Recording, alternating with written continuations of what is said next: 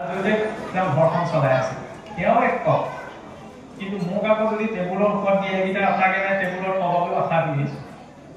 সেইটো আকৌ টক নহয় নহয় অধৰ্মৰে অৰ্জন কৰা 1000 টকা অশ্বমেধ যজ্ঞ আচৰণ কৰিবলৈ লগালেও তাৰ কোনো লাভ নাই সেইকাৰণে যি অৰ্জন হৈছে ধৰ্মৰে তপেৰে হ'ব লাগে সেইকাৰণে জীৱন তপৰ প্ৰয়োজন আৰু ক্ষমাৰ কথাটো কৈ অহা হৈছে নহয় গতিকে এই চাৰিটা বিষয় ধৰ্ম সত্য অসত্য আৰু ক্ষমা এই চাৰিটা বিষয় জীৱনত থাকিলে আমি নিজকে ধাৰ্মিক বুলি ক'ব পাৰোঁ এতিয়া কলিয়ে বুলিয়ে এই ধৰ্মৰ তিনিটা চৰণ ভাঙি পেলাইছে কিন্তু মহাৰাজ পৰীক্ষিতে পাই ধৰ্মৰ তিনি চৰণ জোৰা দিলে যি পেলাই তেতিয়া এই কলি আৰু ৰজা পৰীক্ষিতৰ মাজত এখন তুমুল যুদ্ধ কাহিনীটোতো আমি সকলোৱে জানো নহয়নে এটা কোনো নতুনকৈ কোৱাৰ প্ৰয়োজন নাই আৰু তাৰপিছত যেতিয়া কলি ৰজা পৰীক্ষিতৰ ওচৰত পৰাস্ত হ'ল পৰাস্ত হোৱাৰ সময়তো কলিক থাকিবলৈ স্থান বিচাৰি কলিয়ে ক'লে নহয় যে শৰণাগত ত্যাগ নকৰিও বাপ এই বুলি কান্দে বুলি কৰিয়া বিলাব যে প্ৰভু যে মই তোমাৰ আশ্ৰয় হৈছোঁ হে ৰাজন মই তোমাৰ আশ্ৰয় হৈছোঁ গতিকে তুমি মোক ত্যাগ নকৰিবা থাকিবলৈ অকণমান ঠাই দিয়া এতিয়া সেই কলি মানে কি বেয়া গুণ নহয় জানো বেয়া চিন্তা বেয়া মান এইবিলাকেতো কলি গতিকে বেয়া গুণ বেয়া চিন্তা এইবিলাক থাকিবলৈ কি স্থান দিছিল সেয়াওতো আমি সকলোৱে শুনি আছোঁ নহয়নে নিপতি বুলন্ত কলি তুপ দিলো স্থান জড়িত খেলে যোৱা পাশা কৰে মদ্যপান স্ত্ৰী পঞ্চশনা গৃহস্থৰ থাকে জড়িত এই চাৰি স্থান দিলো বংশ বৈয়া জড়িত প্ৰথমতে কাক দিলে দ্বিতম অৰ্থাৎ যোৱা খেল সুৰাপানকো দিয়া যায় যোৱা খেল এই আগতে পকনীয়ে যিখন খেলিছিল সেইখনে যোৱা খেল নহয় নহয় এই কিবা এটা পাতিলে কোনোবা দুজনমান যদি তাচপাত দুখিলামান লৈ বহে এইখনো যোৱা খেল দেৱালীৰ দিনা আজিকালি আপোনাৰ গাঁৱে গাঁৱে কিছু জেগাত আপোনাৰ ব্যৱস্থা চকৰি খেলখন যে তাৰ কিবা নাম আছে নিশ্চয় বুজি পাইছে নহয় কি কথা ক'ব বিচাৰিছে এইখনো যোৱা খেল কাৰণ কাৰোবাক ঠগি পেলাই নিজৰ জীৱনলৈ লাভ এটা নাহে মই যদি আপোনাক ঠগি এটকা এটা আনিছোঁ যিমান দিনলৈকে সেইটো কথা পৰিমাণ বৃদ্ধি হৈ গৈ থাকিব নহয় সেইটো মই শাৰীৰিক ৰূপত মানসিক ৰূপত সামাজিক ৰূপত আৰ্থিক ৰূপত সেই পৰিস্থিতিটো মোৰ জীৱনত প্ৰভাৱ পেলাব সেইকাৰণে অন্তত যিটোৰ পৰা জীৱনলৈ বেয়া প্ৰভাৱ নাই সেইটো মানুহৰ জীৱনৰ পৰা আঁতৰাই ৰাখিব লাগে এইটো নহয় যে এইখিনি কথা আৰু কৰণীয় ভজনীয় ভকতেহে বিচাৰ কৰিব মানুহৰ বাবে মনুষ্য মাত্ৰৰ বাবে এইটো চিন্তা যি স্থানত সি যোৱা খেলিব পাশা খেলিব সেই স্থানলৈ মানুহ যাব নালাগে সেই স্থানলৈ মানুহে গৈ কাকো উদগনি যোগাবলৈ নিজেও জড়িত হ'ব নালাগে ইয়াৰ যিবিলাক পুৰা ভাল এতিয়া চাওকচোন দেশকালৰ পৰিস্থিতি এনেকুৱা আহিছে বাকী সকল লাগে আমাৰ নিচিনা ল'ৰা ছোৱালীও আপোনাৰ মদ খাবলৈ আৰম্ভ কৰিছে নহয় এনেকুৱা পৰিস্থিতিবিলাক আমিতো দেখি আছোঁ নহয়নে সৰু সৰু ল'ৰা ছোৱালী আপোনাৰ মদ চদ খাই পেলাই হুলস্থুল কৰে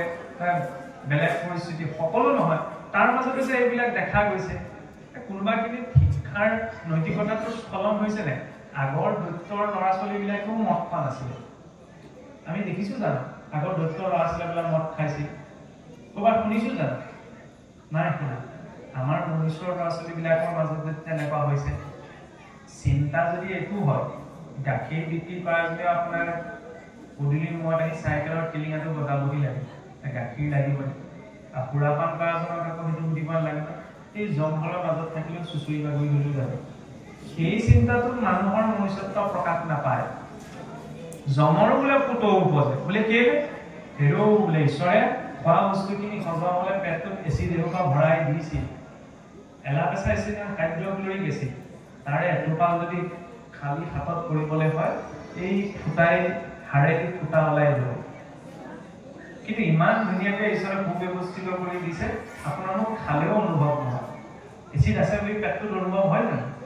কিন্তু মই যদি তাৰ ওপৰতো কিছুমানে ইয়াৰ ওপৰত বোলে আকৌ এচিড ঢালিছেগৈ আজিকালি আকৌ গোন্ধন লোৱা বোলে যিমানে দামী দৰমহা সিমানে দামী বোলে মদ সিমানে গোন্ধন লোৱাটো খায়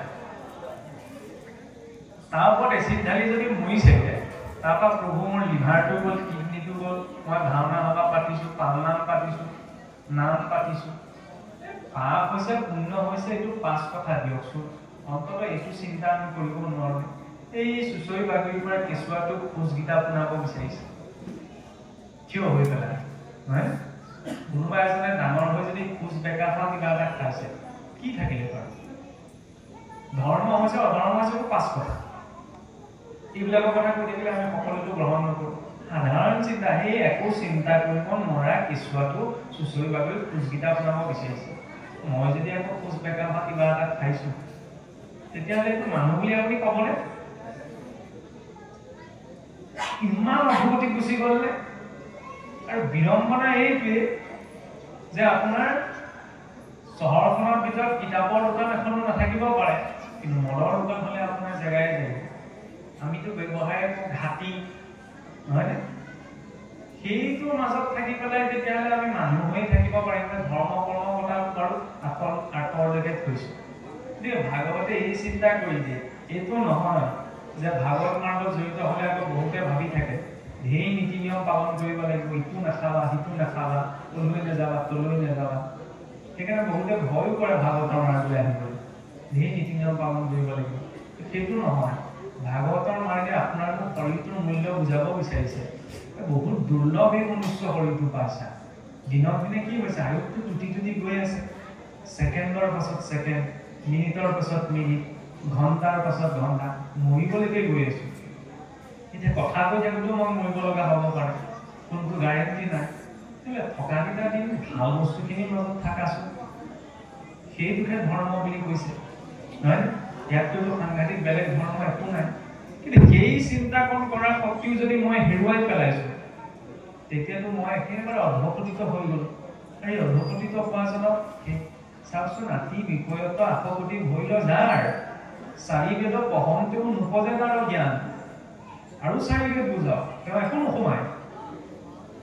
খালি যেতিয়া এইটো বুজি পাব যে 84 লক্ষ জুনি পাৰ কৰি শৰীৰটো পোৱা গৈছে দিনক দিনে আয়ুস টুটি গৈ আছে ঈশ্বৰে চাওকচোন ভাল ইমান নামী দামী অংগ প্ৰত্যংগ শৰীৰটোত লগাই দিছে আমি 1000 টকা খৰচ কৰিলোঁ কিডনীটো হাওঁফাওঁটো বৃক্কই কিডনী এইবিলাক কিনি আনিব নোৱাৰোঁ নহয়নে গতিকে এইবিলাক অংগ ভালে থকা দ্ৰব্যখিনি ইয়াত ভৰাব লাগে নহয়নে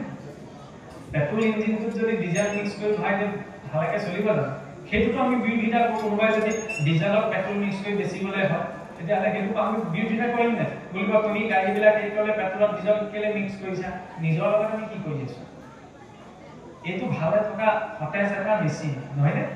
এই সতেজ মেচিনটো সদায় ভালদৰে চলি থাকিবলৈ ইয়াত সতেজ ইন্ধন ভৰাব লাগে মই যদি মৰা গেলা পচা দ্ৰব্য ভৰাই আছোঁ তেতিয়াহ'লে সেইটো বিৰোধিতাৰ পাছত প্ৰথম নিজৰ বিৰোধিতা কৰা ইয়াত কি ভৰাই আছে সেইটো হৈছে ভাগৱত মাৰ্গৰ চিন্তা সেইকাৰণে ইয়াৰ পাছতে ক'ত দিলে মধ্যকাম তাৰপিছত ক'ত দিলে য'ত প্ৰাণী হিংসা হ'ব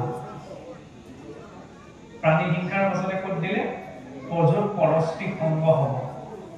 ইয়াৰ পাছতে ক'ত দিলে গৃহস্থৰ পঞ্চমনা আজিকালি কিছুমান ব্যৱস্থা কমিল কাৰণ নিজে অজানিতে পঞ্চমনা বা আচৰণ হয় কেনেকে বস্ত্ৰ পৰিধান কৰোঁতে পানী তোলোতে কিবা এটা ঘৰ সাৰোঁতে ঢেঁকীত ধান মাৰোঁতে ইয়াত অজানিতেও কিছুমান জীৱ নষ্ট হয় নহয়নে তাতো বোলে আমাৰ পঞ্চমনা পাপৰ নিবৃত্তি কৰে ঈশ্বৰৰ নাম উচ্চাৰণ কিন্তু তাৰ আগত যিকেইটা স্থান দিলে এইকেইটা স্থানৰ নিবৃত্তি নহয় যেতিয়ালৈকে আমি নিজে জীৱনৰ পৰা নাপাওঁ শেষত গৈ ক'ত স্থান দিলে তাৰপাছত ক'ত দিলে হিমাচলত সেইকাৰণে হিন্দুস্তান পাকিস্তানৰ পৰা ককাই ভাইৰ মাজত হিমাচলটো বোলে আজিকালি নম হোৱা দেখা যায় হয়নে নহয় লগততো আমি বোলে কেলে দম নকৰিম ইজনে মোৰ এখন হিমা ঠেলি আনি বোলে ভেটিত লগাবলৈ দিয়কচোন তেওঁ আপোনাৰ ভেটিহে ঠেলিছে ঈশ্বৰে দি দিলে ঈশ্বৰে তেওঁ গোটেই বংশ ভেটি ঠেলি দিছে আমাৰ মানুহৰ বিচাৰবিলাক পতাপত হয় লৰালৰি পতাপত আপুনি মোক কিবা এটা ক'লে মই প্ৰতিক্ৰিয়া দিম ঈশ্বৰৰ বিচাৰখন দীঘলীয়া আৰু ইমান দীঘলীয়া যে সাতাম পুৰুষলৈকে থাকি যায় সেইকাৰণে তেওঁৰ প্ৰতি বিশ্বাসটো বেছিকৈ লাগে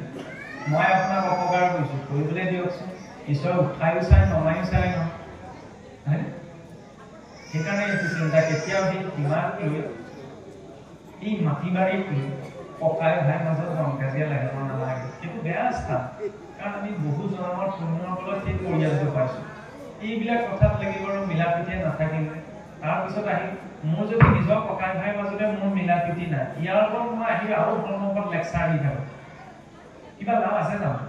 এইখিনি গাই বাই থকা সেইকাৰণে প্ৰথম নিজৰ ঘৰখনৰ পৰা ঠিক কৰিব লাগিব তাৰপিছত সমাজ নিজে ঠিক হ'লে পৰিৱেশটো স্বভাৱতে সুন্দৰ হৈ উঠে নিজে ঠিক নহ'লে চাৰিওকাষটো বাৰে প্ৰতি চেষ্টা কৰি থাকিলে একো ডাঙৰ নহ'ব হয়নে গোলাপ ফুলজোপাত এপাহ ফুল মেলিলে বাকীকেইটা ডালটো ফুলি মেলিবলৈ আৰম্ভ কৰে সি যদি পাণ নেমেলে তেতিয়া পাণ নেমেলাকৈ পৰি যায় গতিকে মই নিজক ঠিক কৰিলে মোৰ চাৰিওকাষটো ধুনীয়া হ'বই ইয়াৰ পাছত কদিলে পুনৰ গৃহস্থী ঘৰখনৰ এক প্ৰতি পুনলৈ সেইকাৰণে ঈশ্বৰক অৰ্পণ কৰি ৰাখিব লাগে নহলে বোলে ঈশ্বৰলে কোন ৰূপৰ ক'লেও নিজলে কোন ৰূপৰ অলংকাৰ বলালে পিয়ৰ লাগিব ঈশ্বৰলে কোনপানী চৰাই দিলেই হৈ গ'ল এইটো নহয় এইটো ক'ব বিচৰা হোৱা নাই যে ঈশ্বৰক আপুনি ৰূপৰ কৰিলেও পুনৰ কৰিলেও যিটো দিছো অন্ততঃ সেই অৰ্পণাটো শুদ্ধ সমৰ্পণ ভাৱটো লাগে শুদ্ধতাটো লাগে মই নিজলে ভাল কাপোৰখন ঈশ্বৰলে বেয়া কাপোৰখন থওঁ বোৱা গামোচা হ'লে মই নিজলে থওঁ ঈশ্বৰলে আকৌ কিনাখনহে দিম এইটো কোৱা নাই যে আপুনি গামোচা দিয়ক কাপোৰ দিয়ক কিন্তু ঈশ্বৰলে দিয়া বস্তুখিনি ভাল হ'ব লাগে নহয় মই যদি দিব বিচাৰিছো ভাল ৰূপত দিব লাগে হয় মানুহক বেয়াকে দিলেও আপত্তি নাই কাৰণ খোলা কথা আজি যেনেকে কথা এটা কৈছো আজি মোক সম্বৰ্ধনাৰ ৰূপত ৩-৪খন চেলেঞ্জ দিলে মই গৈ পেলাই এখন আপোনালোকে দিছে বুলি খোলা কথা মই পেলাই একদম চৌকচত কথাই নথওঁগে নহয় হয় এইখিনি আমাৰ দিয়া মাত্ৰ হয় কিন্তু ঈশ্বৰে আকৌ সেইটো নহয় ঈশ্বৰক যদি চাওকচোন ঈশ্বৰৰ ভাৱ এনেকুৱা যে কলৰ বাকলিটোহে দিছিল বিদুৰৰ পত্নীয়ে কিন্তু ভাৱযুক্ত হোৱাৰ বাবে ঈশ্বৰে তাকো ভক্ষণ কৰিলে মানুহে মূল্য আৰু দিলেও বুজি পাব নোৱাৰে কিন্তু ঈশ্বৰে বুজি পায় সেইকাৰণে মানুহক বেয়া বস্তু দিলেও আমি কোৱা নাই মানুহক বেয়া বস্তু দিয়ক কিন্তু মানুহক নিদিলেও ঈশ্বৰৰ অৰ্থে ভালকে দিব লাগে ভাল হ'ব লাগে এইটো হৈছে ভক্তজনৰ ভাৱ হয়নে তেতিয়া ঈশ্বৰে তাৰ পৰা ভাৱটো গ্ৰহণ কৰে ঈশ্বৰৰ বস্তুখিনিৰ প্ৰয়োজন নাই গোটেই ত্ৰিভুৱনৰ অধিপতিক আমি কি বস্তু দিম কিন্তু ভক্তজনে যেনেকৈ নিজৰ ভাল পোৱাজনক ভালতকৈ ভাল বস্তুটো দিব বিচাৰে নহয় ঠিক আছে ঈশ্বৰৰ প্ৰতিও সেইটো ভাৱ যে ভালতকৈ ভাল বস্তুটো আমি তেওঁৰ অৰ্থে দিম এই চিন্তা সহজ সৰলতা যদি থাকে তেতিয়াহ'লে চাওকচোন আৰু জীৱনৰ পৰা কৰি থকা স্থানকেইটা যদি আমি আঁতৰাই ৰাখিব পাৰোঁ তেতিয়াহ'লে আপুনি ধৰ্ম কৰ্ম মানে একো বুজিব নালাগে একো কৰিব নালাগে একো চিন্তা কৰিব নালাগে ভাগৱতৰ প্ৰতিটো অক্ষৰে পাকে পাকে এইখিনি কথা কিন্তু বুজাব বিচাৰিছে নহয় এতিয়া এই প্ৰসংগতে পাঠ হৈ আছিল গতিকে এই প্ৰসংগতে আমি আমাৰ আলোচনা ৰাখিব বিচৰা হৈছে কৈ যোৱা কথাখিনিৰ ওপৰত যদি আপোনালোকৰ কিবা শংকা আছে মনত কিবা খুন্দনি আহিছে আমি কৈ যাওঁতে কিবা কথা থাকি গৈছে তেতিয়াহ'লে আপোনালোকে প্ৰকাশ কৰিব পাৰে ইয়াৰ মাজত সদৌ এজন বৈষ্ণৱে আমাক বিষয় 3টা দিছিল গতিকে সদৌ সেই বিষয় 3টা আলোচনাৰ জৰিয়তে আমাৰ বক্তব্য সামৰি মাৰিব বিচৰা হৈছে